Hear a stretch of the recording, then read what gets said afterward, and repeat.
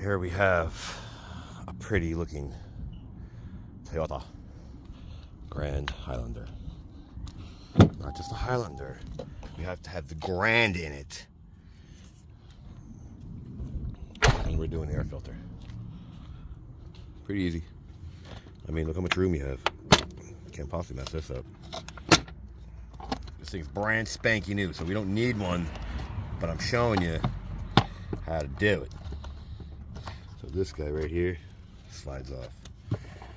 Just give you some extra room to get your big hands in here and pull her out. That's it.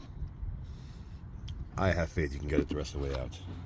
So I'm going to put this guy back. These two nubs align back here. And we're going to make sure this puppy's back in. Alright. We can feel it.